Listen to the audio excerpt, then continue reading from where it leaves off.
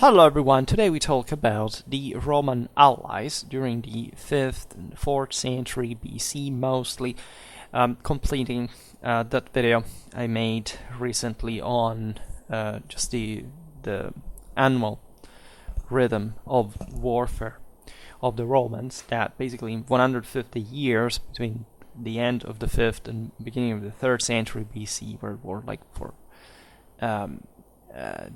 137 of the same, which gives you an idea, not just of course of the impressive political capacity behind such military effort, but also necessarily poses the question: how did the Allies, that at this point already constituted a half, if not more actually, by the Second Punic War, there was no doubt about this, of the entire Roman forces, right? So this Romano-Italic confederal forces, if we want to be more precise, so peoples that Rome had largely been at war with before, because in spite of the earliest alliance, the Foedus Cassianum of 493 BC, that between Rome and the Latin League, right? So establishing most of the, at least the glacial base of Roman power in the expansion towards mostly the, at that point, the east, the southeast. Most of the forces mobilized by Rome actually came from properly the Salci of the Oscan tribes, or largely, right? At least there were also other peoples such as the Etruscans, etc. And this is an aspect we will see now also as far as the composition is concerned, because that's the point. We know very few about that, and largely the Oscans had been enemies of Rome. Plus, the Latins proper were provided with essentially some rights. There was a degree of kind of civic participation to Roman politics, and so all the alliances that were signed with these peoples had some sort of rules, right? There were the foedera aequa and the foedera iniqua, right? Meaning, say, the fair alliances and the equal alliances, the unequal alliances, as far as the how much the political balance was shifted in favor of Rome, practically, especially in the Romano-Italic Confederacy, because that's where Rome came to rule de facto over. As the Latins were eventually provided with some kind of greater kind of economic benefits. There were at some point some Roman citizens that even properly abandoned their own rights for becoming Latin citizens, because they would have had more opportunities as compared to what were, say, at least the initial Roman colonies on the frontier, essentially with a militarized role. But the other Italics specifically had been not just enemies of Rome. Technically, they were properly more squeezed in terms of military contribution, strictly speaking. Naturally, there was a deep intertwinement also there with enormous political interest. It's obvious that, as we've seen in other videos, what Rome was doing was practically co-opting the local elites, so favoring them, raising them in power over the majority of the freemen, right, the tribesmen, right, and so civilizing this people in the process, tying the elite to Rome, and providing with because that's the key also, the military contribution, with an opportunity for these communities as a whole to earn more, right, in terms of slaves, of land, etc., as long as they conquered, right? This is yet another astonishing aspect, right? Before we said 137 years at war over 150, but here we're looking actually at a broader pattern of of 400 years, at least, of continuous Roman expansion. Right? There were moments of stagnation historically, moments in which Rome was more kind of conquering, more on the offensive, invading other countries, subjugating them. Others that were more stagnating, just maintaining control on them and or repressing those who tried to rebel. But fundamentally, we're seeing a system that also, with the gradual integration of the Italics in the Roman army, brought to, in fact, essentially this core land of the Romano-Italic Confederacy to be, in fact, the heartland of the empire that was won with the arms of these peoples. So you also, in the broader picture, you cannot, of course, from one side you cannot make teleologism, because naturally most of these peoples were not at all happy to side with Rome initially and or to obey her or whatever. However, on the longer run, you realize that they all benefited dramatically, simply because Italy essentially became the richest country in the world per capita uninterruptedly from Roman times till the end of the 17th century. And all this had a lot to do, not just with, of course, the already and very important demographic and agricultural resources of the peninsula, that evidently also helped Rome in achieving what she did, but politically this has to be explained in something that goes beyond. That was to convince these people, in fact, that also controlled those resources, to devolve them to the Roman cause. So this is, as you understand, one of the single most interesting and consequently, and I would say peacefully debated topics in Roman, in the history of Roman imperialism, like how was it developed, what was the role of these allies, because unfortunately, for this period, so essentially the creation, the establishment, and the consolidation of the Romano-Italic Confederacy, we do not know so much about the Romano-Italic relations per se. Right, there are lots of interesting things to take in consideration. We'll go by grades. However, I would point out that, let's say, that there are at least some perspectives that sometimes can help or not to understand how this mechanism would work. Primarily for a reason that we tend not to picture very much when we think of the ancient world in the kind of post-Enlightenment kind of view we have of great powers. In other words, as a medievalist, I saw a dramatic amount of analogies between, for example, the composition, for the few that we know, again, about of the, say, the Republican, let's call them, Roman armies, even though the Roman Republic never existed, but I'm just giving there a conventional timeline, chronology. And for example, the high and late medieval Italian leagues, right? We're talking about the same places, naturally after a big deal also of urbanization that had developed also after the Roman conquest, but that, if you look at ancient Italy, also was, in a sense, already there. Think about the Etruscan Decapolis, think about not just the Hellenic colonization of the southern coasts, but if you look at the hinterland, so where most of these people and resources came from, you realize that the concept of the civitas, right, and already, in fact, this kind of different shades of, in fact, of citizenry that existed within the Confederacy, corresponded to some kind of local, in fact, districts that eventually were, they were already in part urbanized, in part proto-urbanized, eventually were fully urbanized by the Romans, and that remained the basis of also of the future communes and so on. And so when you look even at the numbers sometimes within these thousands-strong armies, 40 Peligni, or 100 Piceni, and so on, and you start thinking of how they could have been built up. Well, try to look at, an average, Guelph League, early 14th century Tuscan, Emilian kind of army.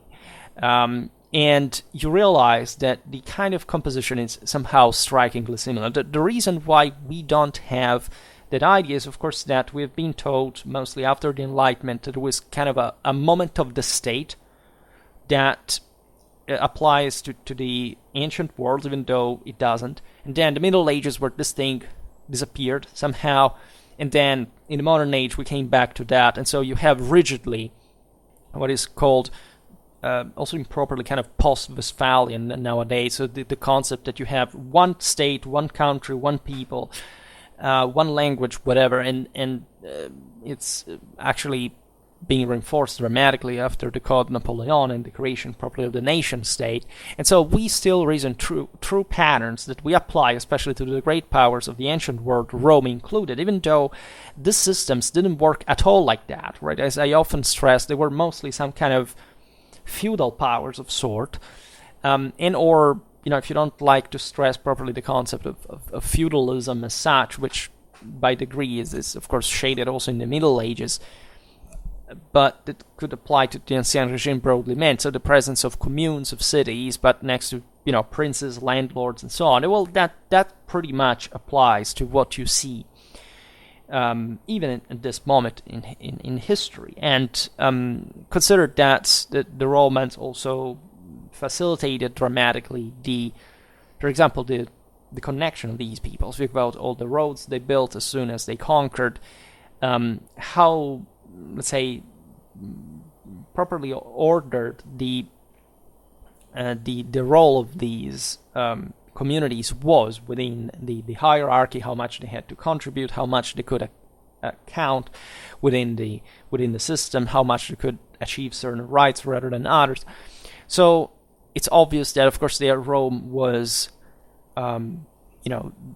exploiting the competition, the rivalries, and the kind of the broader interests of these populations that had not achieved a degree of statal advancement as much as Rome had, as at that point the largest city in Italy, and so organized already with a particularly advanced profile, right? We made a bit about kind of the nature of Romano-Italic warfare some week ago to explain exactly that dichotomy between the kind of the cities of the flatlands and the tribes of the mountains. And in the peninsula, this was very shaded and patterned and kind of also gradually developing over time, because the Roman rise, as we've seen many times, was extremely fast. Also, civilizationally speaking, I mean, the Romans were really very primitive and very archaic.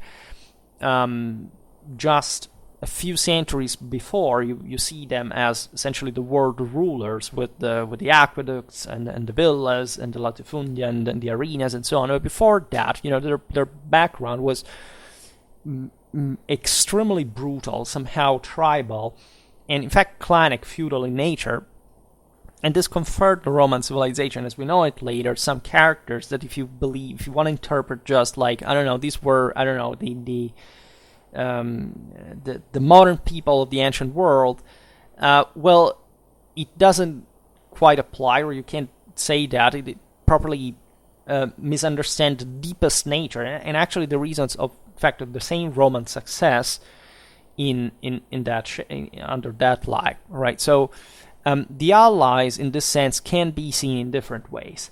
Naturally, nowadays we seem to be obsessed with the concept of whoever conquers another country or makes war against another country, whatever, is bad, right? Except you will say they're good if they are the ones from the side that you like, right? So that's also what current times are practically showing, that people just have lost, and I was discussing it yesterday, any elementary political, civic, strategic, historical notion. So they can basically think that just if they, follow whatever news, right, from the so-called mainstream to the paranoid conspiracy theoretical one, could say they are somehow intelligent people, and they keep flattering themselves against the evidence that, of course, they are and we know IQs are sinking, the masses are becoming ever less relevant,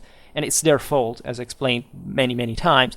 So even understanding the concept of, let's say, nobody likes empires today. Even, when they actually back empires, they're actually claiming that the actual enemy is fighting another empire because the empire is being bad. And this is ridiculous because even conservatives have adopted this BS idea, right? The concept that empires, by de facto, are, essentially bad, right? It's not that, one people manages and can to rule over another and succeeds militarily because they are objectively a superior civilization to another. No, it must be the poor people that are so brave and full of good virtues, and they do not do anything wrong, and there are some poor martyrs and lambs that have to endure what this terrible thing. This is a typically hardcore radical leftistic ideology. There are also right-wingers as the disgusting whiners that by the majority are, and I'm a right-winger myself, are complaining about, while they don't know that, the only meaning of tradition is imperial. There is nothing that can exist outside of an empire, traditionally speaking. There is no other way around, right? So we are essentially living, again, in a world of self-hating fourth estaters that have lost any understanding about foreign politics. They are paranoid isolationists that think that if they keep rotting in their shit, the world will go better, just because. And when we look at Roman history, and mostly because, of course, there is a sort of kind of also ethno-racialistic hysteria nowadays that is based on, of course, the Romans had to be some monsters because of many reasons, because of 19th century racism. There is a bunch of that, still of kind of social Darwinism, the history of Northern Europeans versus Southern Europeans, the fact that these would be eventually the degenerates that would bring the terrible Catholicism to the world, was a terrible thing, right? And you had this constant of course, paradigm switching according to whatever is logical inconsistency of first grade people want to delude themselves with. So the conquest of Rome are not seen as, these were actually something that changed the world forever in a way that we must explain. If anything, because it succeeded. It must be, any other people that conquer another fundamentally was bad, except for the fact that the only belief that existed in the entire world that defined any single political, ethnic, and cultural identity was exclusively based on systematically subjugating any other people around you, right? So including the people who were subjugated by Rome. This thing is the one that strikes me the most, like today, at the level of human degeneration that we have reached today, and the complete lack, of course, of any traditional value, because there is a reason if any empire after Rome was called after, Caesar, Kaiser, Tsar, whatever, and, eagles and fasces are present everywhere, in the U.S. Senate or whatever. That doesn't matter. There's no reason. It must be some strange obsession with classicistic kind of abstractions, and not the entire meaning of tradition being topped in the fulfillment of traditional prophecies in what the Romans established in Augustan times, and why they did so. And that is probably, as a Westerner, the single most disappointing thing that I can say. I think that, again, if you are say you believe to be a Westerner and you disagree with this, of course I will never consider you as a Westerner. I mean, it's already, dust to me. It doesn't have any meaning traditionally, archetypally, historically, authoritatively, in terms of discipline of reason and any trace of education in history of religion, military history, at least for what I'm concerned, just plain history and more, right? So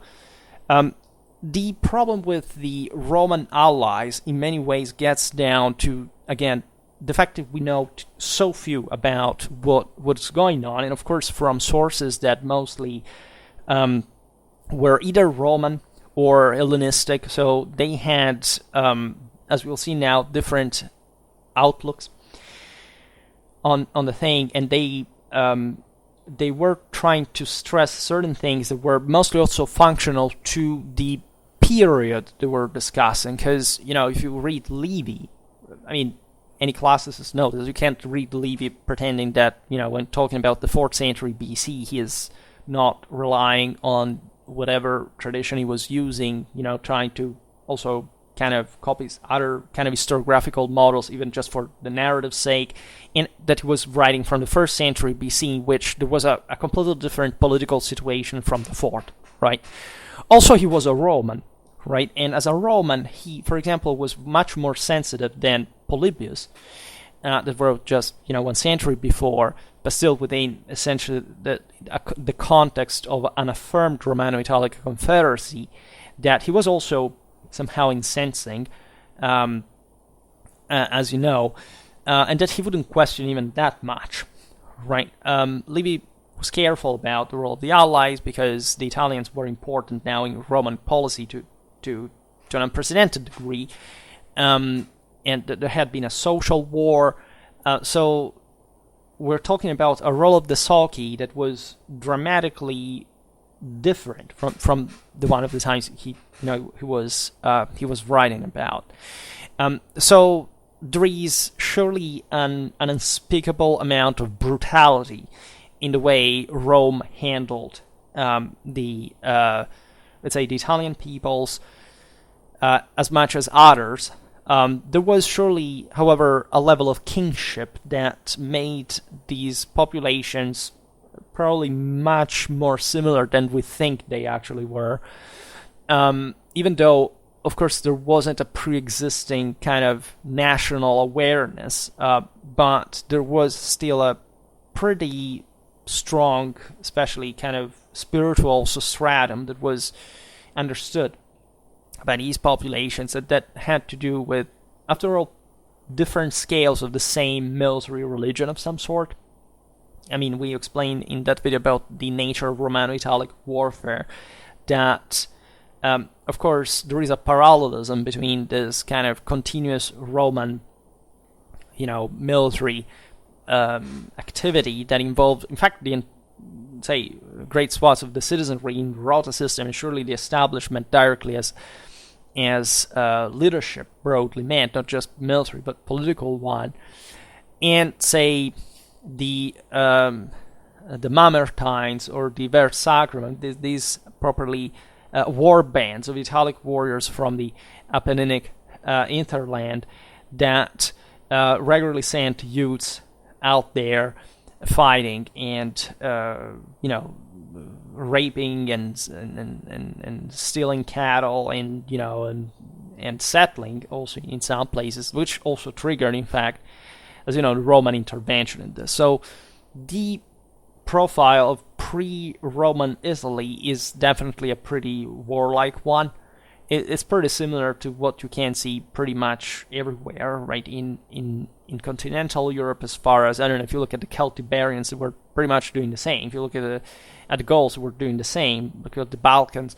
They were tribes, essentially, and so their stability was ensured just by keeping their neighbors, aware of their strength, to say the least, and being up to that kind of military lifestyle that would make them regularly involved in warfare, which is also, in a very archaic mentality, of course, the only reality that exists in the world. The significance of, say, the structural significance of Rome's allies is crucial throughout this period that in which we have seen Rome expands dramatically, right? Decoplicating basically its controlled territory in actually a very short time, right? From the end of the 5th, the beginning of the 3rd century BC, and a system that wouldn't be fundamentally shattered ever since, right? Even during the darkest hour of the Hannibalic War, and the rebellion, the occasional rebellion of some peoples. Eventually, it was the social war, but that was just to earn rights within the Roman system, not to destroy the Roman system.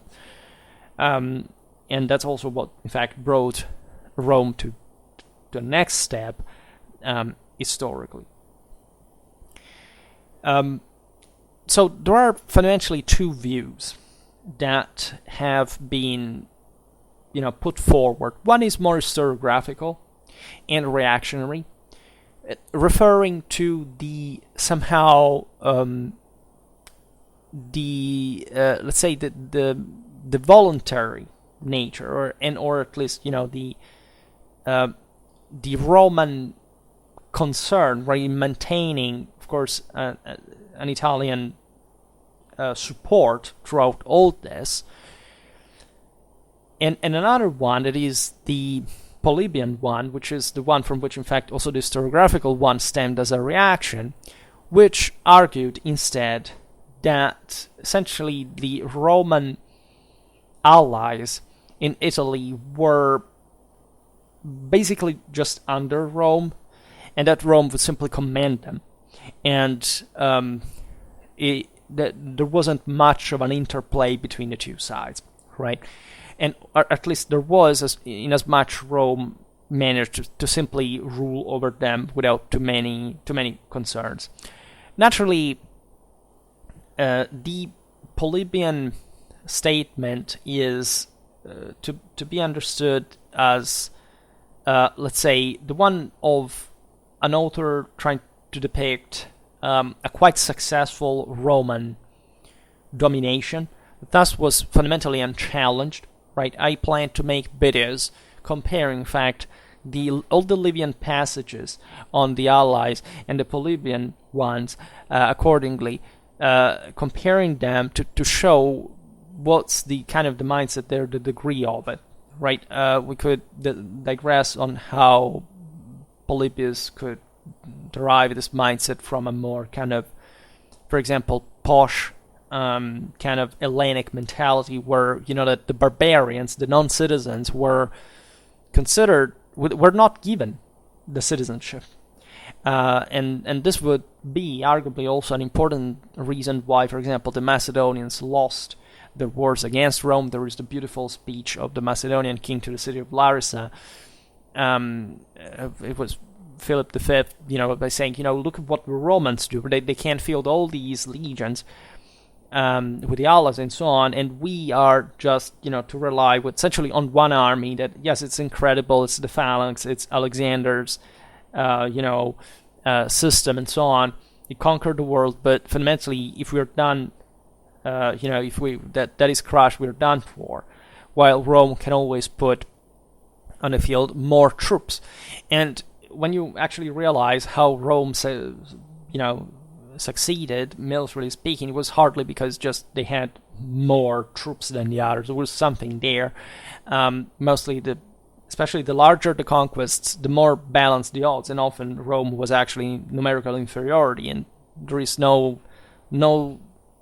scenario in Roman warfare, but basically in any other, where you see, I don't know, a country manages to conquer another just because they are overwhelmingly superior in numbers, right? There is a dramatic effort for fielding superior quantities of numbers, even if you're a larger power, right? And war doesn't work that easily, right? There is much more than that, and of course it's political. It is about moral forces. It's about the reason why someone would fundamentally give away his own independence to accept something that evidently they are actively accepting, right? That's a debate that, in my opinion, is deeply misunderstood, and that's when people start blaming countries like that. If a country simply lets himself being governed, it's because they're fundamentally okay with that, right? Because if everybody rebelled just to get killed,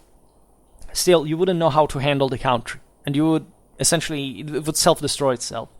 If in fact there is a resistance, and this resistance turns out to be successful, and it keeps the invader out, it's because evidently these people are motivated, right? It's not just about economy, right? Just a materialist, a Marxist would think some bullshit like that. It's obviously about moral forces, what people always want to take away from you, which makes, given what we said before about the availability of manpower and resources of other kind in Italy, all the more striking, considering the Roman Italic Confederacy and its mechanism.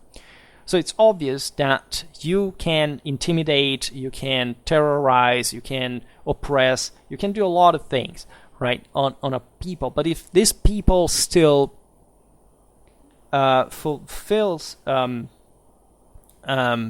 will, and participates, and gradually these people basically become all one, as they would in a few centuries in this case. The question is, how did it happen? What was the advantage of these populations, right?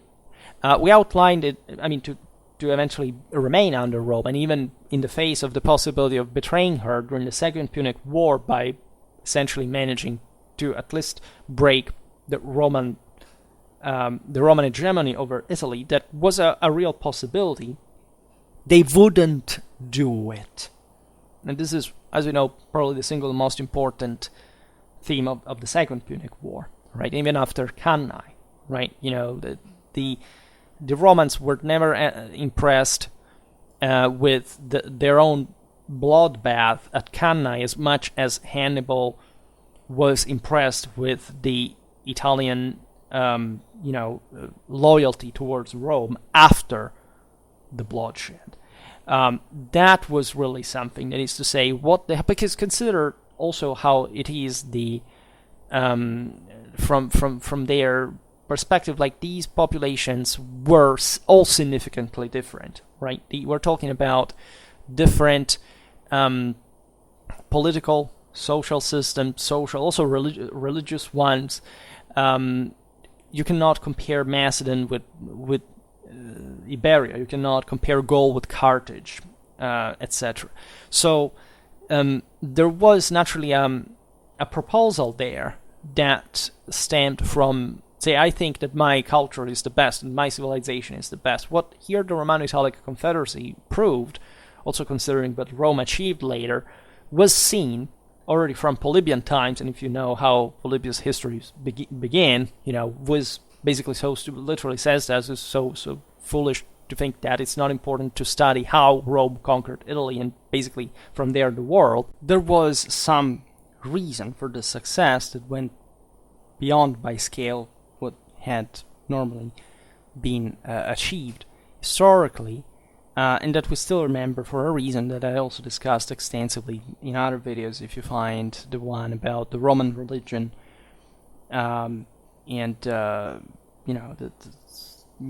interpreted, according to tradition, of course, there you see why they would see this Roman preeminence already at the time, and that early as Polybius, in terms that especially those who had in fact finished under it were trying to make sense in quite coherent ways, of course, but that perhaps were underestimating in that regard the contribution of this kind of background peoples, at least as it could be, for example, from an Hellenistic perspective, like the Polybian one, that recognizes Rome as just a Rome per se. That there is some deeper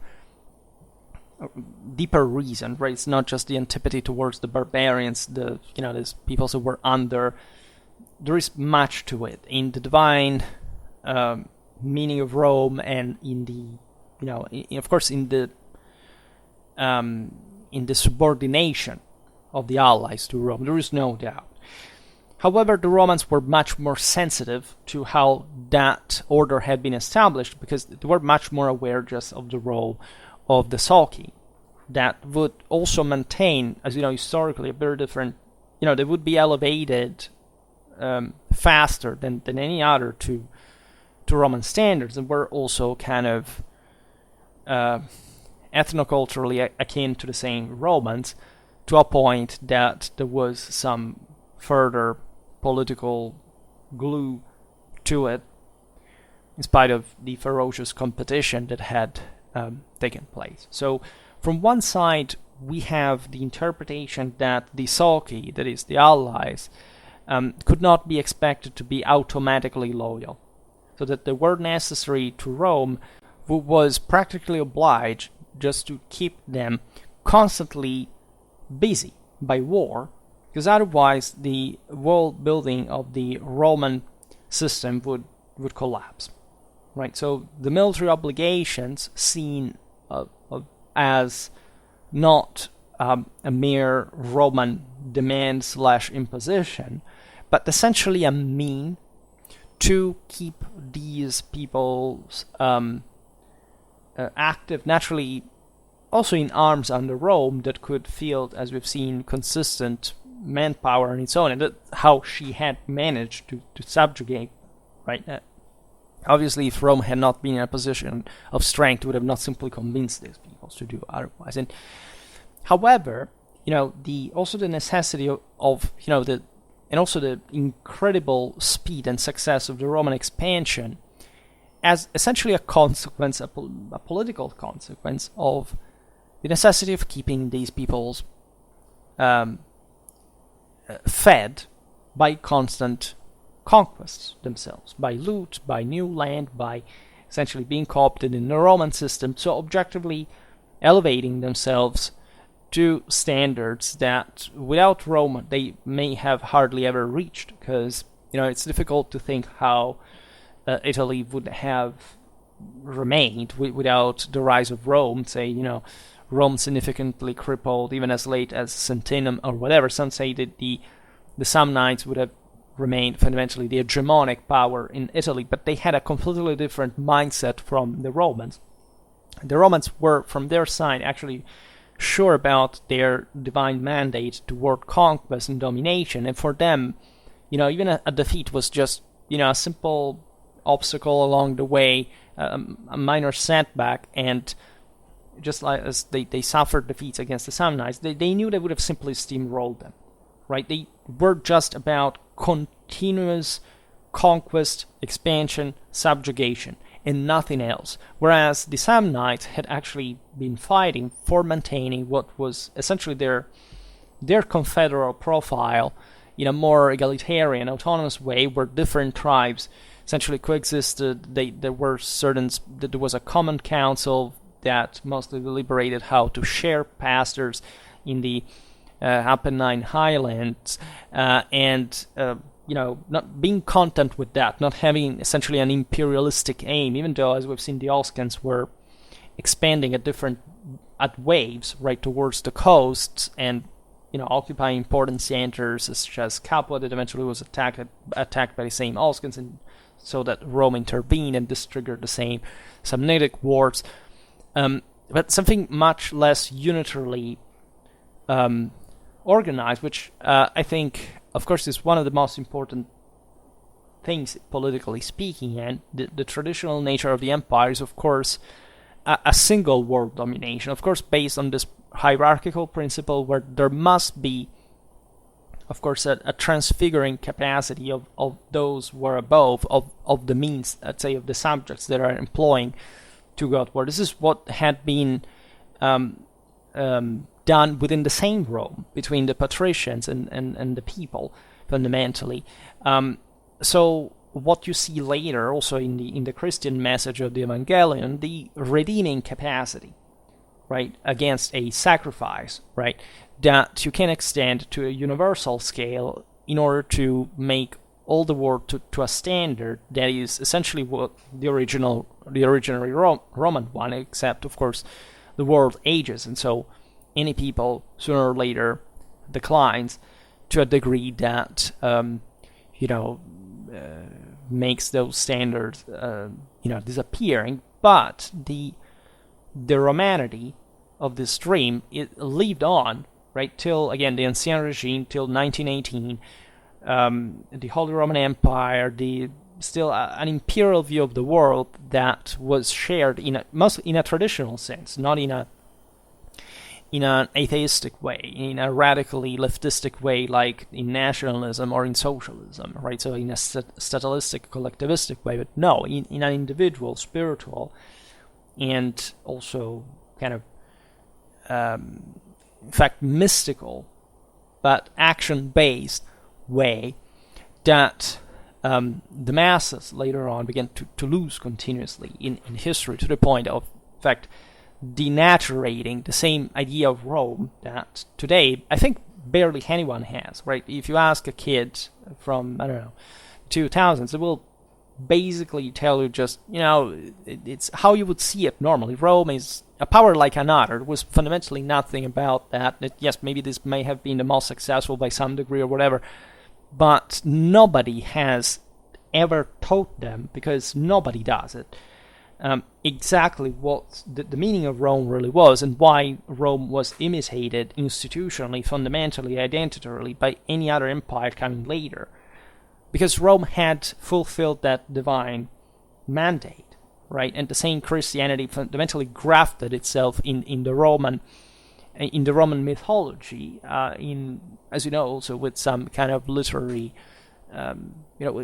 because it's correct. I mean, they were part of the same religion technically. Again, today nobody will teach you, as I often tell you instead, that what you see as Christianity and whatever existed pre-Christianity was actually the same religion, and we actually think they were two separated things. They aren't, right? If they vary by degree, not by the actual meaning that they have, right? Virgil was definitely talking in the same ways, right, that the Christians would themselves take on, even just from Latin, from the peak of Latin poetry in that case, to explain a universal creed that was present from millennia, that predated Rome, that predated the same Bible, etc., and that was deeply ingrained in the world populations from a mythological past that we can barely historicize, but that in the meaning is pretty granitic in message, right? There isn't much of a variation of that multiculturalist bullshit. Say, people were different from all cultures and different ideas. Bullshit. They believed all the same identical thing. And living in a world that has forgotten this is possibly the most terrifying thing that we can experience right now, if we just were aware of what happened concretely. So this first interpretation, so the idea that Rome would be almost forced by her own allies to take action in any circumstance, and or with that frequency that, as we've seen, properly gave the tempo of the Roman expansion, is perhaps excessive per se, because there have been studies who have shown indeed how Polybius may have exaggerated, of course, the degree of Roman domination over the allies in a consistent sense. And when you look at the Polybian interpretation, it also is being pointed out as somehow exaggerated, not giving too much space to the allies in Italy and so on. And so this Roman hard control, there's been kind of an attempt that has been probably still equally unbalanced to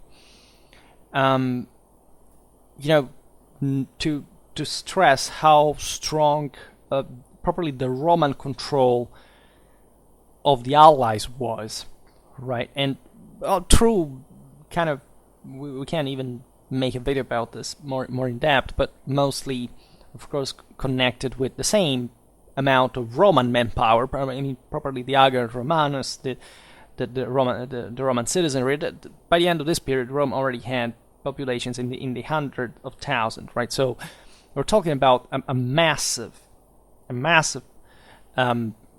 polity for those times, and one forged fundamentally in centuries of continuous warfare. So a system that had all the aggressiveness, the rapacity, and the the vision, the insight, the capacity to tame the peoples that, in fact, had already picked arms against her and her expansion and had lost, right?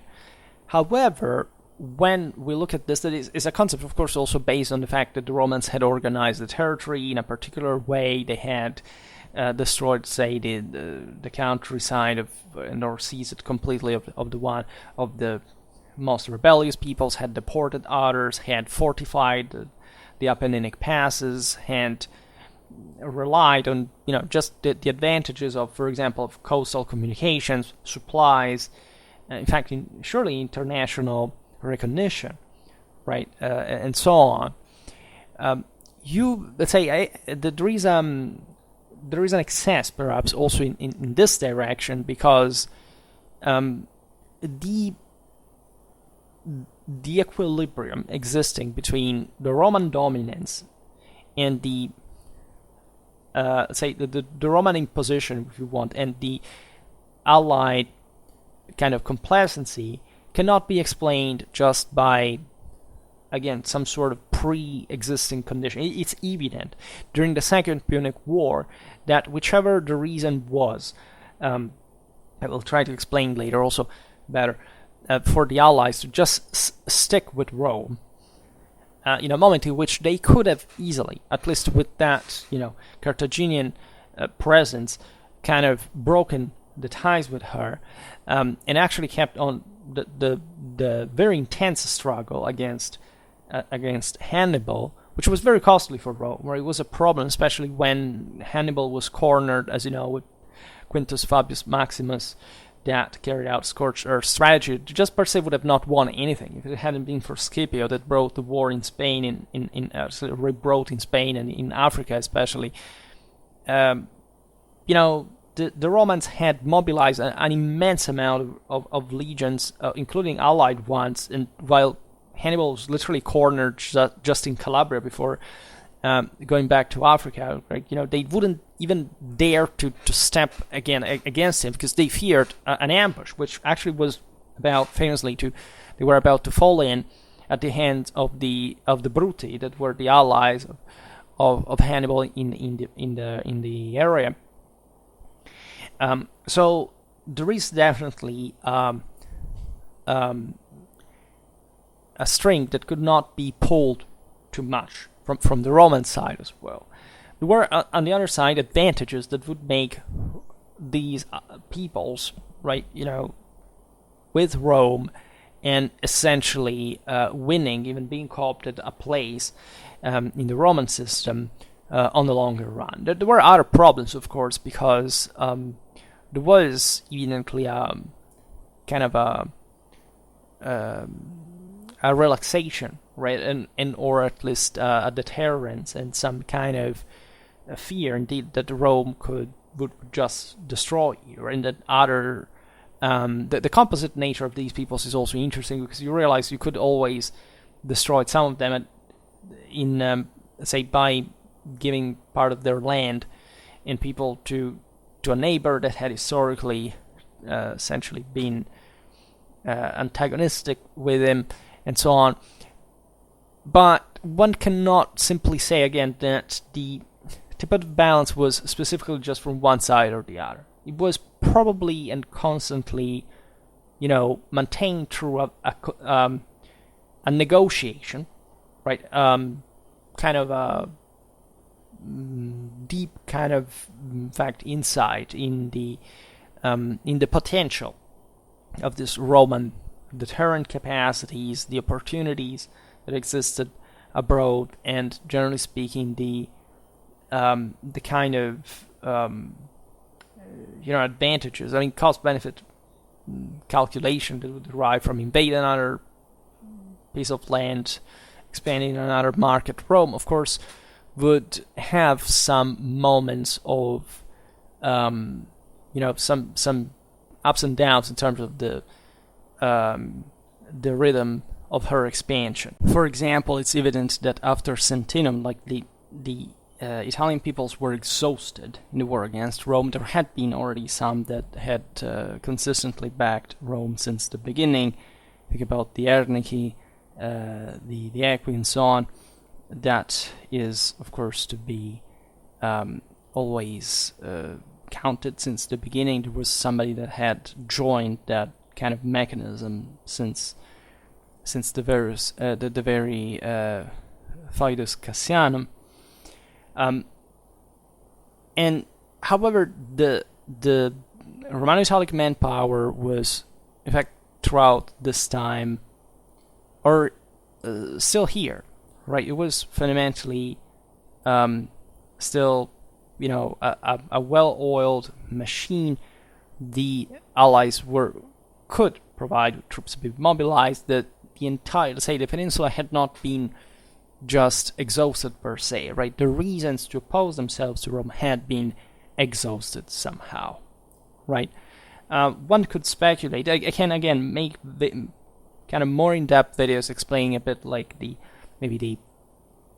Italian perspective there, like what would an average, imagine some population living in the Apenninic heartland or on the Adriatic Sea, and having just realized that one or another, whichever allegiance, to whoever allegiance they had provided, there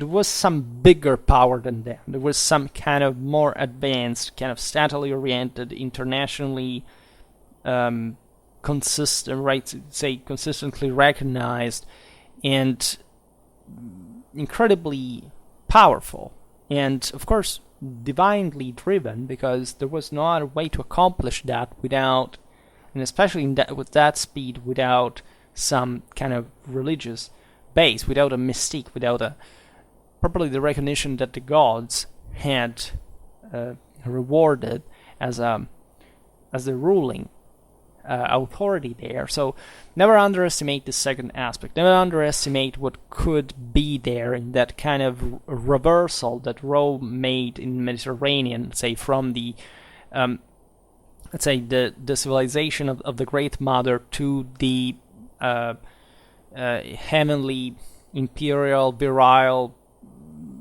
principle, right, of Indo-European memory, and of the ego, of the necessity to pray literally this world, and to gravitate it, to make it, to bring it to a new life dimension that would be the one of world domination, right? And so of power, of order, right? The Romans were probably obsessed with this concept of ordering the world, of taming the say the arrogant, and kind of protecting the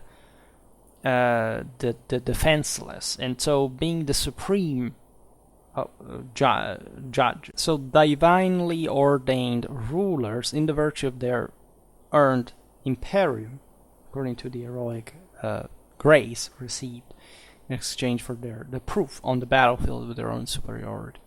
So there was such a deep logic in this that was the same one, again, shared by the universal religion of the time, that this Roman success impressed dramatically. If somebody was, of course, this was ever more punching as Rome kept expanding. However, it could be part of the same, say, originary reason why this began. I mean, it's difficult to believe that simply this thing happened from a day to another, right? I made a 4 hours long video about this. However, it would be very interesting to look in depth at how, aside from the myths, the sagas, and so on, this thing actually took form, right? We've seen in some of the earliest Roman legions that this principle is always understood deeply in the truly original sense. That is to say, not just the rejection of the lunar, telluric, kind of Chthonic, Dionysian dominance that had, taken over other, even very close, if not the same, partly Romans, Italian people, such as the Sabines, for example. Think about the Etruscan influence and so on.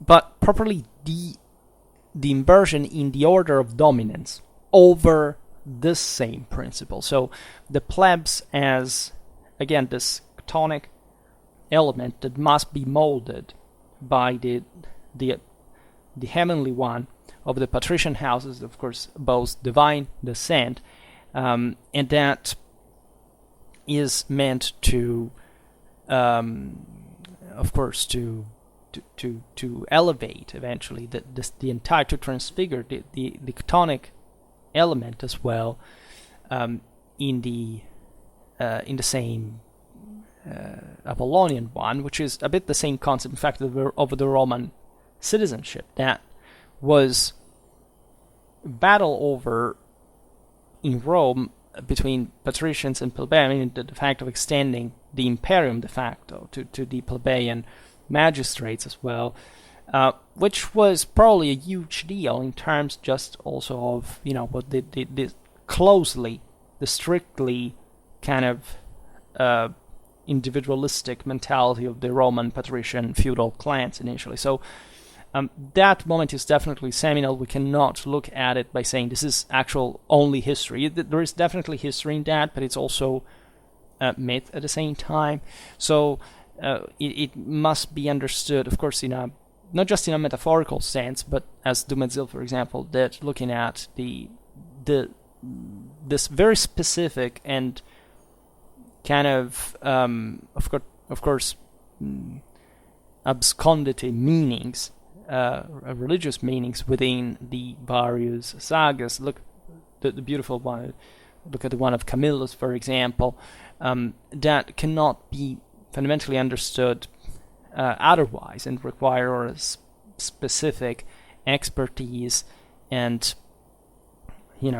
competence linguistically, historically, religiously, and it's difficult to get, of course, but it's there, right? In any case, we do understand this was achieved. That was really a spiritual reason for which Rome was looked up by these by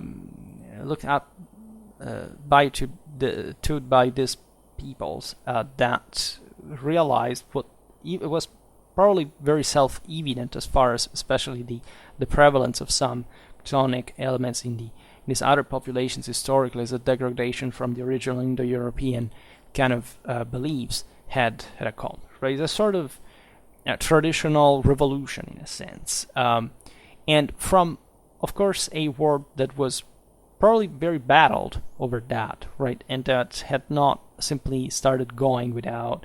There is a lot there also in the kind of the fall of the Etruscan rule, the probably what this, especially the Latins in Rome, thus believed from their Indo-European background, their tribal view, their different political, organization, social stratification, and so on.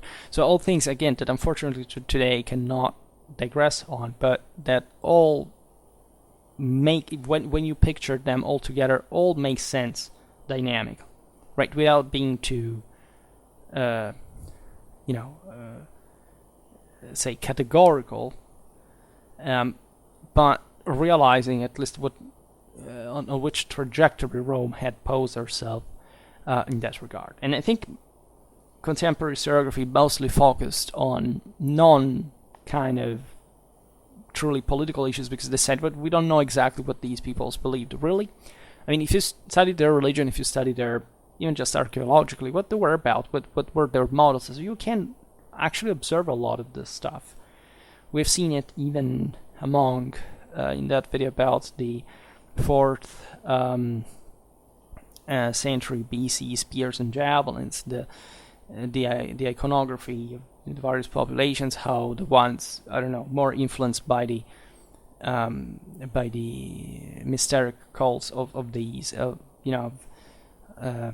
the fake ones, especially of Hellenistic influence on the coast, had stopped cremating the bodies. There was but there was in parallel more iconography there, and then so even by the absence of an evidence, you can determine what some peoples were fundamentally about and how they believed a certain thing. So that's always fascinating, and that's why we have to go by degrees, step by step, right? Looking at different aspects in different videos, so as to determine clearly each of them, so that we can eventually add them to the bigger picture, right? So the idea that there was fundamentally no need to keep the Allies busy, militarily speaking, from Rome is probably a deep misunderstanding also of what probably the background of these populations all were. I mean, they were all habituated to fight continuously. If you emerge from centuries of that mentality, and you see from the Roman side the discipline, the order, properly a citizenry army, and this kind of more extended rule, and then you have all these massive, essentially still practically tribal warriors that still, they understand that Rome has fundamentally managed to tame them, but in this sense they have barely started being disciplined, and they, well, of course, they have also probably developed in their own way something to cope with Rome, militarily speaking, in the time of the conquest. But they are an extraordinary resource because you have this enormous masses of this substance that you can spend for further expansion that will benefit the entire Romano-Italic Confederacy as a whole. Because if you conquer, I don't know, the southern cities of Magna Graecia, or if you expand it in Cisalpine Gaul, if you start expanding also maritime-wise, and in the Adriatic towards Illyria, in the south towards Sicily, and I don't know, in the west in Sardinia and you start having a real empire. You still have more resources flowing in. Indirectly, all these peoples are becoming richer. Rome is strengthening its territorial control also by co-opting ever more of these elites that become kind of, as richer they become more acceptable in the same Rome, so that these are not simple provincials. They are something more, just, again, they were basically living just a few hundred kilometers from one another. At the end of the day, there is probably also within the same Italy a sort of, it's obvious that the central western part of the peninsula is kind of the place where also more non-Romans are gradually becoming Romans more quickly. So along the road, arteries and so on, that you can measure Romanization. There is colonization as well. There is properly a continuous Roman expansion, just in terms of demographically. You can't send other people settling in other places because you have conquered those places militarily. You have essentially killed the men that were fighting against you in the process. You took the women, you took the land. There is a deep incentive there in pushing forward, right? So you can't see that just as Rome had simply just to feed the allies with that to keep the thing going, without thinking that the same Romans in the first place had been conquering all these peoples for the same reason, right? So this is kind of looking at pretty static, dull and pretty unrealistic kind of picture of Rome otherwise, right? You can immediately see that when, for example, during the Punic War, the military operations are dictated mostly by the conflict against the Carthaginians, that of course there was also a common interest from the Romano-Italic perspective as a whole against Carthage, right? So the same Italians would have said, okay, well, we have to provide with troops and so on, because it's obvious that if we seize Sicily, and if we weaken the Carthaginians at sea, also trade will benefit and so on. So they would have to act in a more, cooperative way. At this point, of course, we're talking about the from the 60s to the 40s of the 3rd century BC. So in a moment in which they had also gradually civilized, they had also become more disciplined, and they understood politically and strategically why and how they had support the Roman Italic campaigns in Sicily and even beyond. So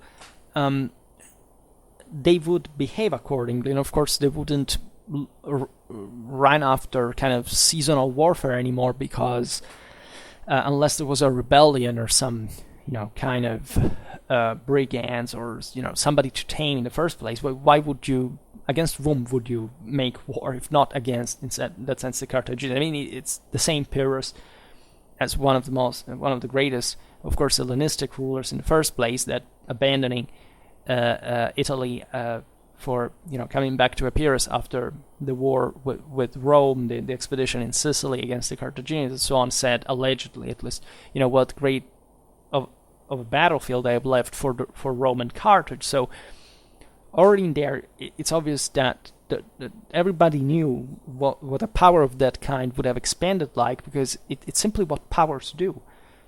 Powers expand. If you think that you shouldn't expand for some reason, you also start forgetting how you could stop somebody else who is expanding, right? So it's of course there are ways and ways of do that. There is no easy way to know how things would end.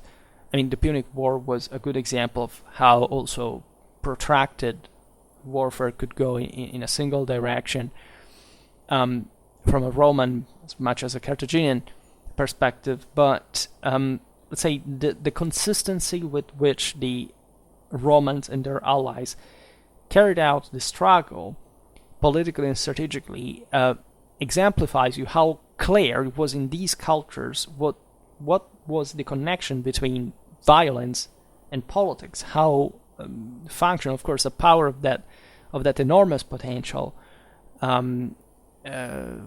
could conquer other peoples around. Naturally, there were debates about this. There were severe debates as far as, for example, during the Second Punic War, but still during the 3rd century, this moment in which Rome was opening to the Hellenistic world in the south and so on. There was especially a class of landholders that in part had also been from the same Gentes that had been famous during the wars of the previous centuries as leaders, as great organizers and so on. They just wanted to maintain kind of a continental dimension. They wanted to remain in Italy. They wanted just to expand their latifundia. They didn't want the emergence of a new, especially of a sort of bourgeoisie, a middle class, by opening the Roman let's say the Roman production as well and markets to the Hellenistic, the broader Hellenistic one, because they knew that it would have been new emerging groups that would have challenged them, right, in that regard. And so they feared also the increase of power by some other Gentes. Look at how Scipio was opposed throughout all his career, talking about Scipio Africanus. And that's, in fact, the guy that conquered Africa as such and opened Rome to truly the Mediterranean Empire at that point. The faction of Quintus Fabius Maximus, as we were saying before, was exactly the opposite one, the more the terrestrial one, if you want, because they feared the guy also had the Scipio had the Corneli had some kind of Hellenistic tendencies. They loved Alexander. They were going towards a more kind of a monarchic side of the story. And of course, the Roman senators as oligarchs aboard, because there was all the history, of course, of the Etruscan monarchy allegedly and all what that entailed. So huge interests behind these things, but doesn't matter how different opinions can be, if you care about a unitary world order and rule, there is no such thing like, okay, we stop here, and so my opinion is just like the one of another. No, there is always a way that goes toward the right direction. And that's something which we can struggle to understand even today, that a single world order means to the emerge, if it succeeds, because an order regime that receives the decisive moral support of the world, practically. So it must be so good in the first place to exist that it's also what you should strive politically. And one cannot deny that if Scipio had simply not decided not to bring the war on African soil, Rome would have had at that point to fight yet another Punic War, but not like the third one that was basically just deciding to raise Carthage to the ground to show the rest of the world essentially, they still got it even after they had fundamentally stopped expanding. It meant really bringing it to a next level that had never seen before. It was legitimately scary, right? There is no doubt that it was challenging, that there were lots of question marks, that Rome was somehow wary also, for example, of the Macedonians.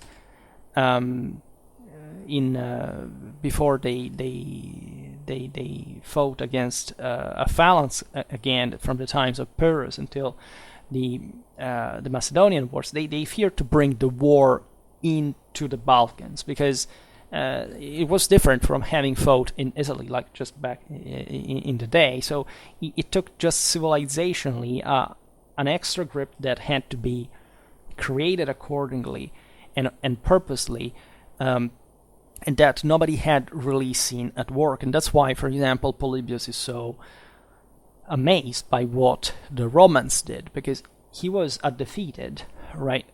Polybius was from Megalopolis. He was part of the Achaean League. That he saw Greece falling under Rome, and of course he was writing for the Scipiones. But Greece had been conquered. The Romans had acquired an enormous power, and there was no doubt at that point in Rome that this had been a huge advantage. It had been a big gamble, but it had also been rewarded, at least by what the Romans had in fact decided to invest in it and handle along the way. So this is perhaps the most important thing here to stress, that this advantage, this strength, this power, if not, we all have that potential, right? You can't argue that this this was the wrong choice for some reason or another. It was obviously, you can always do better and more, right? And if you don't, there's probably something that was too timid from your side, that losing an opportunity is always going to be paid.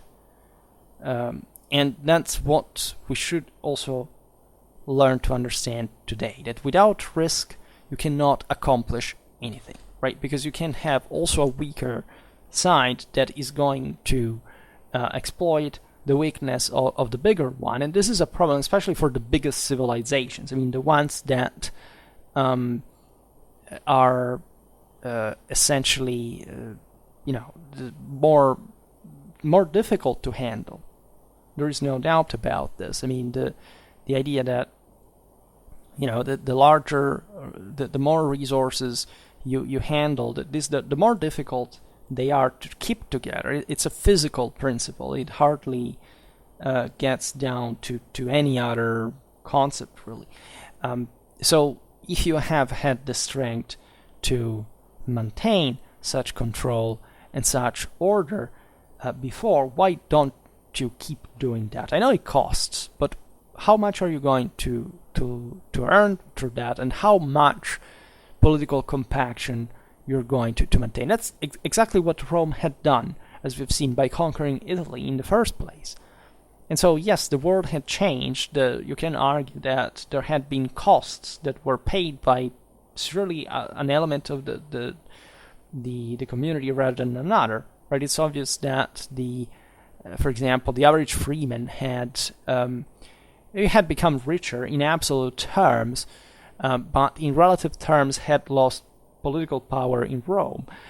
This was obvious, right? Initially, armies, especially tribal ones, were more kind of age-based than wealth-based. Eventually, as you know, the Roman system, given that the army and so also how much wealth you had corresponded to how what kind of service you had to perform in the army, brought to the gradual crisis of the citizen soldiery, of the peasant soldier, let's say, per se, and that is also something that as a civilization you have to be able to cope with, and that eventually was coped with enormous bloodshed later on, with the civil wars, also with even the social war actually was a big issue, because surely the allies had equally been brought down equally on the political level. So you can always make this political social intersection, but as long as the system remains unitary and it doesn't start falling apart, as it would start to do by some degree, at least by internal difficulty, or at least this kind of laziness, this inertia, especially during the 2nd century BC, the recruitment crisis and so on. That was the most critical point. That began the necrosis of the Republican institutions. Well, that had to be solved in some way, and the best, say, in terms of Roman expansional capacity, was yet to happen historically. So there are ups and downs. It's derived from even political choices and other questions that you can't unsee, right? When you study the thing. The problem, the most important thing though, is what eventually happens, right? So what eventually brings you more or less distant, what makes you become more or less powerful, and all what all the things you could do and you did or you didn't, right? And that's also what civilization we should start thinking concretely, right? There is hardly also a Roman worry from the sources of Italian disloyalty for, say, an important amount of time. For example, between Zama to the assassination of Tiberius Gracchus. That's an interesting picture that shows you how probably at that point the Allies had been brought under so consistently that even that the same recruitment crisis would happen, because there wouldn't be other particular needs to reform or whatever. So they simply let the system kind of decaying until at least the thing began to be socially unsustainable, because they started fearing revolts. In Italy just the other day made a video about the Catiline conspiracy that was hardly just an aristocratic game. It was just being supported by a dissatisfied Italian citizenry that had lost much of its de facto civic power, in fact. And that's the same reason why it could be a Spartacus revolt, for example, that had hardly to do with the slaves or the gladiators. It had to do with the Roman citizenry, which is a story that at least it's widely renowned, at least if you have studied Roman history in a decent way, but in popular culture you don't really find. So again, there is really something we have to recuperate in the capacity of reading these events correctly.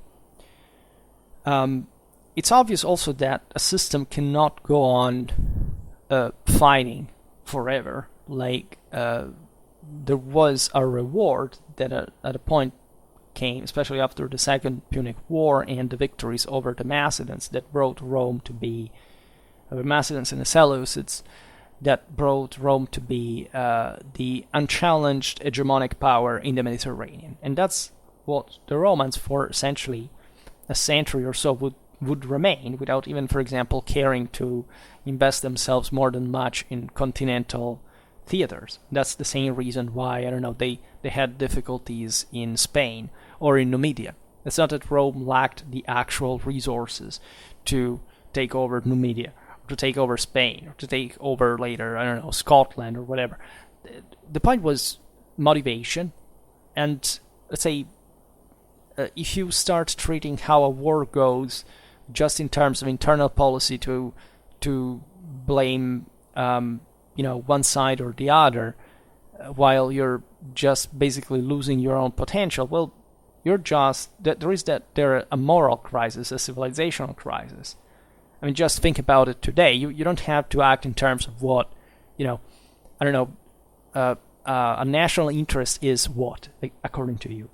How much a person doesn't pay taxes today, or how much it can control the world tomorrow. Populism is the religion of the lesser people. And unfortunately, that comes too much in parallel with a sense of we don't want to do really anything about the whole thing. We would just want to rot here and to pretend that the world doesn't change, doesn't decay, that we don't have any responsibility or involvement, and that we will always remain at the top. It doesn't work like that. You must go boots on the ground if you want to accomplish anything in the world. There is nothing immoral in that. The only thing that is immoral is the reason why you may be doing that, not the fact that you do it. Right? This, if any person in the world just understood this concept, we would live at least in a place where you could see a coherence. What this attitude brings to fundamentally is just weakness and incapacity to cope with the real world, and nothing else. So when a leadership is able to understand this and to take the next step, even brutally, even forcefully, even at costs, but succeeding, well, it's a real leadership. Otherwise, it's really not, right? There is, of course, it's not just a matter of method. Again, it's always a matter of accomplishment. The entire success stands in the accomplishment, not in, how more or less brutal you are, right? The brutality here, I pointed out in the sense that, you cannot achieve anything if you don't make a sacrifice, right? Whichever it is, right? And then you have to be intelligent to do the right thing, too, which is, of course, critical properly at a political level to designate the objectives that you will have to pursue militarily in this regard. Rome was incredibly bright in these times, and there is no doubt about it. So it's of course a mix between the two perspectives. I would argue that if these two perspectives were not, the aforementioned perspectives were not balanced, there wouldn't even be a civilization, by a degree. And at least even in Roman history, where you see what the thing got unbalanced too much over one side or another, there was some problem with it, right? I already mentioned the obvious evidence of an annual endemic warfare in early Rome that was pretty much the same standard of the other Italian tribes or states, and that thus just in the origins probably would per se bring these peoples to fight, because there is really no other way to do so. If you have to earn power, if you have to compact power and not remaining constantly exposed to whichever other opponent you have around you that can hurt you, you have to know how to fight. And again, this Rome predated many other things historically, and never underestimate even here how international and standard this reality was, right? How much, core values and beliefs regarding warfare heroes,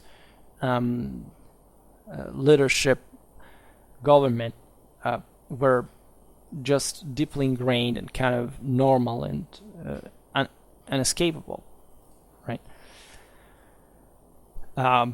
As we've seen, the Latins and the Hernici sided with Rome quite early to counter mostly the Volsci, the Aequi, that we mentioned before. So when we read in Livy and Dionysius of Halicarnassus of the countless wars against Rome and the Latins by these populations, you realize that Rome was doing pretty much what other Latin cities were doing, right? They were initially separated and then became ever more confederate in nature, exactly because of the obvious advantages that stemmed from such organization. If you are constantly offended by someone and you obviously are constantly searching to win, because otherwise you can really end up for good under somebody else, and Rome did risk this at different stages of the centuries we're discussing today. Well, the concept of the alliance, which is naturally crucial, in fact, in the entire Roman history, it's kind of obvious, right? You want to be more powerful. You want to say, okay, we can, as a greater force, crush more easily this other one. And let's see what these other ones really do, because at that point it's just a test of strength. It's a test of how much you can oppose, of how much you can convince of the worthiness of your cause the others. And this happens also in an offensive way. That's also the aspect we have forgotten. If you have the possibility of taking over at hand, unless you know that in fact there is somebody who's going against you compactly, and in this sense it is still advantageous to you. You're not going to think too much about it. You're simply going to do it. Of course, there is a huge risk involved, so that you can never know how a war really ends. But if by experience you are habituated to fight, and you see that after all this is not much of a worse situation than others, you've managed to pull off the thing anyway, like you're going to take that chance. You're going to measure the odds, and if these odds gradually shift in your favor, it takes an ever greater power to stop you. Naturally, you have to maintain, as we've seen, your political and social standards, and so consequently the military ones, strong. So arguably, the Roman difficulties that emerge, of course, from the sagas, from the tradition, are mostly also internal. There were internal fractures, internal problems, because again, there is always going to be a part of the community that says, I want to go at war, the other says, I don't. But guess how it ended, and guess who manages to combine to succeed the most civilizationally, between those who are able, in fact, to master all the three of the elements of the Clausewitzian, in fact, the entirety of the Clausewitzian Trinity, that, in fact, in the same Clausewitzian theory, are the offenders. I mean, the offenders make the greatest effort, and it's more difficult to offend than to defend. Consequently, it takes a greater combination of the three elements of the, in fact, again, the combination of the Trinity to succeed, right? It takes, in other words, a greater toll too. But if you know that you have that force, that potential, you will exploit it, because what you can get from that kind of victory is greater than merely, it depends on the circumstance. We're talking about average, right, on how war works in absolute terms, and then the defense. This is why you must always regain the initiative in any circumstance, in life as in war, right? There is no such thing like forever thinking to entrench yourself in a constant defense. Even just psychologically, isolationism is a mental disease. It's a proof of paranoia, of fear. In other words, the primary indicator of civilizational inferiority. All the great civilizations were the ones who invaded and succeeded, but succeeded also well. Not succeeded in the sense, I invade, but I turn it into a disaster, but at least maybe at the end I can say that I won, but you destroyed your entire, politics and society in the process. There are countries that destroy themselves like that, and they will keep doing that. So it's never easy. There is no way around personal value and quality in life, like in history, like in war. There is no easy way out, right? There is not. Whoever tricks himself into thinking that you can have a lot with few, it's because they don't know better, right? And they don't know what they're missing, they don't know how to do the thing, and they just lower the standards of everyone involved, imitationally, in the process. So when you look at the Samnites, you look at they fought against Rome between 343 and 272 BC, pretty much like 2/3 of the time, right? So we made that video about 137 years at war, or 150. Well, consider that the other peoples didn't kid either, right? The Samnites at the point of the wars against Rome were already consistently weaker, right? They were advantaged by the defense, by the terrain, by, of course, the fact that we're fighting in their home.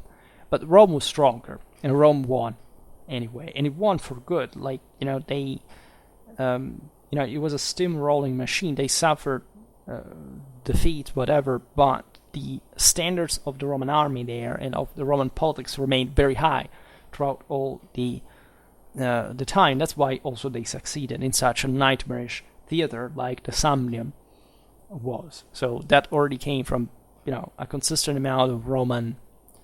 Rome was really just having a momentum there, so they were already very well, let's say, predisposed for taking on such an ambitious offensive plan, right? So we can, even in there, not properly, let's say, making war on the scale that Rome was doing from the end of the 5th century naturally requires kind of some statal development, and before those times you can look at very warlike, especially feudal clans ruling Rome, the patrician ones, but not quite the same degree of kind of strategic or logistical, political effort, right?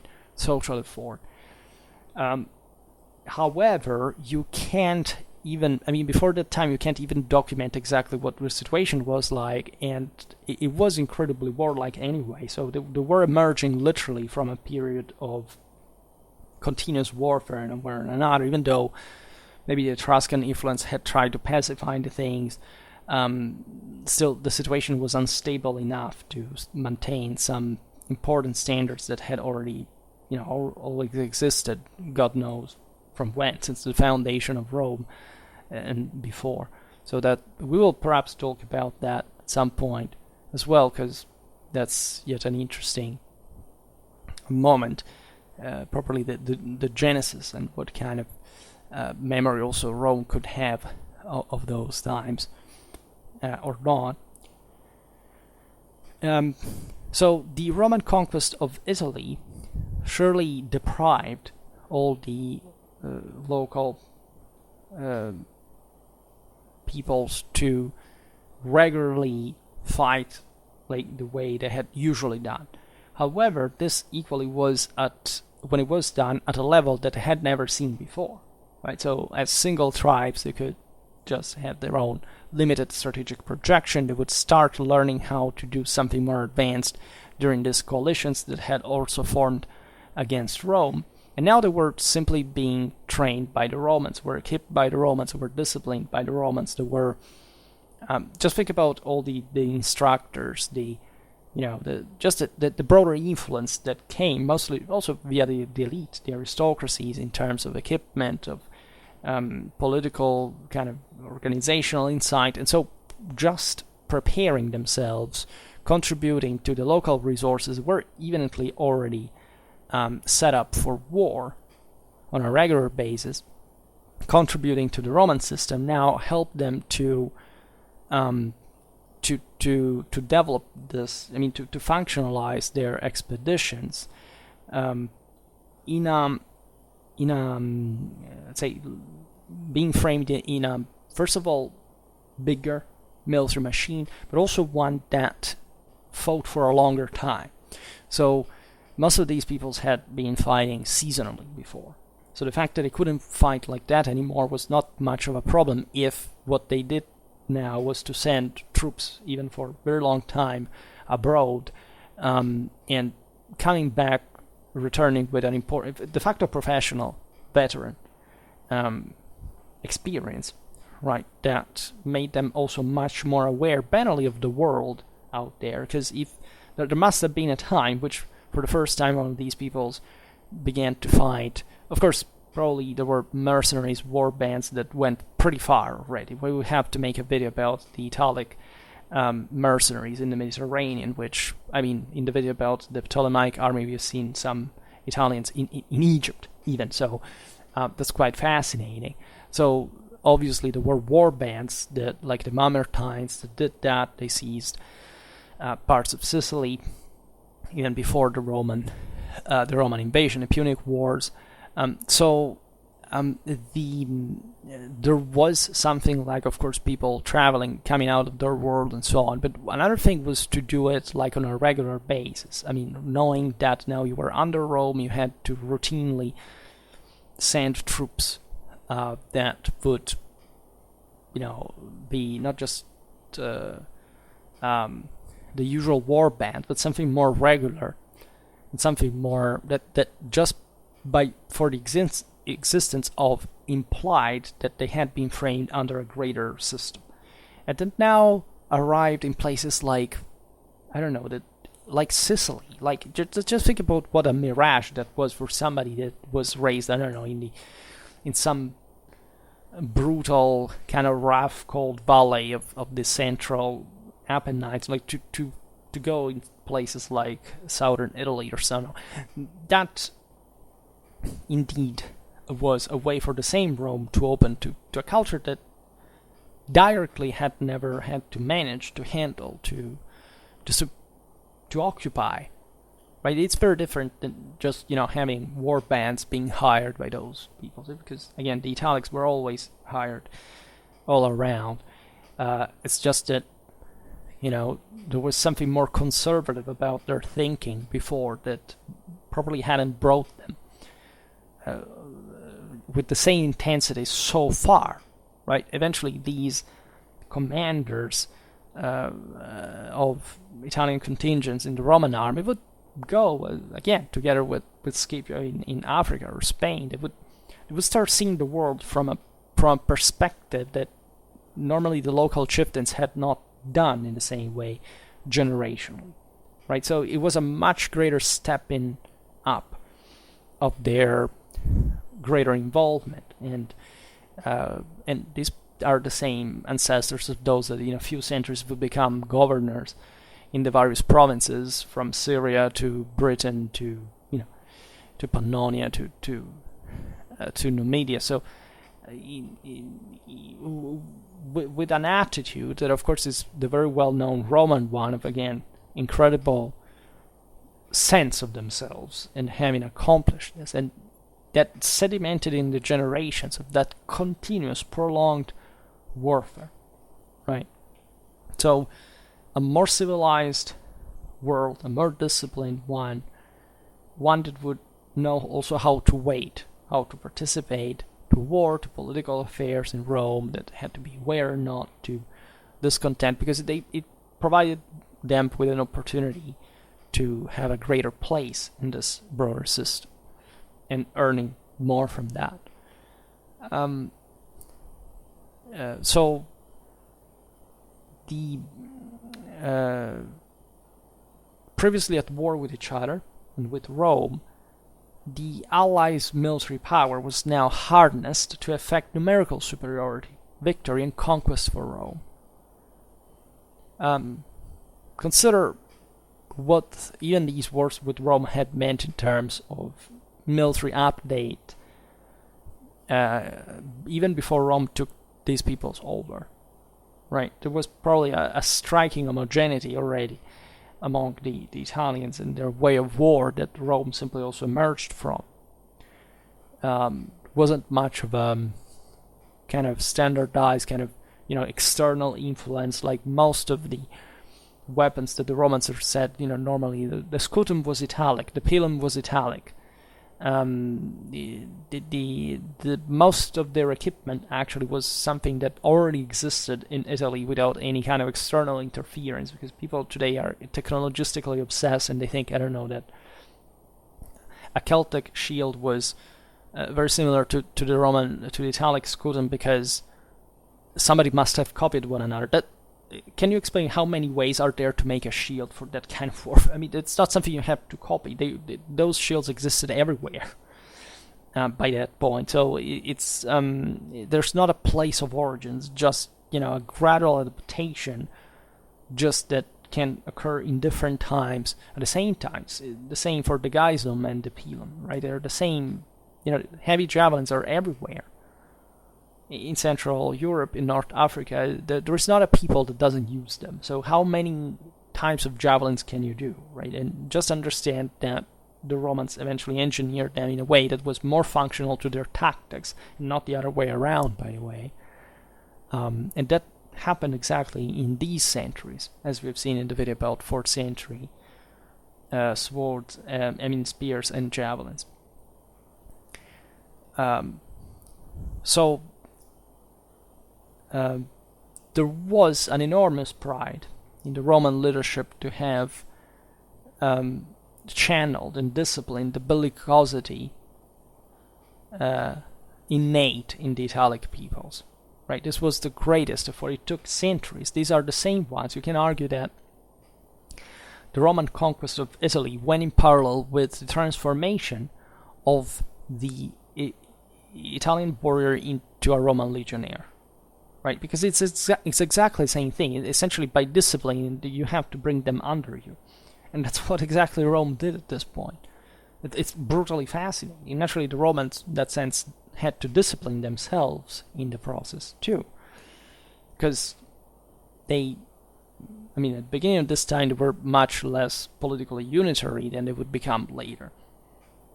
Right? Properly as Rome as a state, as a city. So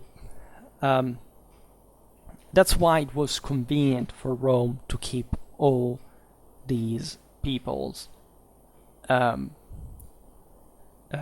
employed. Right? It wasn't just, okay, we have to keep them employed because otherwise they rebel. It's a myopic view. You have to understand that Rome would just normally do that on its own, like all these others would on a regular basis, right? So all these, for example, Rome's Latin and Italian alliances started to, in a bit to withstand the Volscian, Aequian, and Etruscan pressure on the Latin and Hernican territory, had essentially triggered the civilizational need to address the threat successfully, that unequivocally showed the Romans that if you're attacked, you have to strike back, and once you have done that, you can't take over. You will feel that, right? So it's myopic in today's world to pretend that military solutions, military resistance, is not a viable option, or that things happen because after all, who cares about what happens? Or a person who reasons like this automatically is the one that will end under, that will not have a saying in the future, because that's not how you rule the world. If you want to rule the world, you have to be able to display your military power continuously to reinforce the reasons of your superiority. And those will come by themselves. I mean, they will necessarily be showed, and that's why you have to be fit for it. You always have to study how war is fought, you have to send instructors, you have to look at other countries, but more than else, you have to fight yourself. Otherwise, it's over. And naturally, you can't do that even just from a background that doesn't have a military culture, or a military superiority, or a military capacity. That just ends in disaster, which reconfirms why you have at least to train yourself and to eventually, however, in function of putting that to test anyway. And I think this is eloquent about much of what we can think about war, right? It's not really an intelligent thing to demonize war and per se, and not the specific political aims of war, because that only brings people to be weak and paranoid and incapable of addressing any threat, right? And either not intervening when they have to, or ending up in military disasters, and essentially just, with consequences that eventually cannot be simply cancelled, right? Saying, oh, well, sorry, I screwed up. What about this? And it's hard eventually there to say that you were wrong. And that's why wars can prolong for a long time and so on. But wars are also the realm of danger, and thus also the realm of unpredictability. And so if you don't get in the fray, right, for defending your own national interests in an intelligent way, and you're not able to step in somebody else's soil, you're not ready to mount up like a real military, production economy, you will remain behind. And so I think that for the creation of a European empire, which I think, Europe is fundamentally colonial and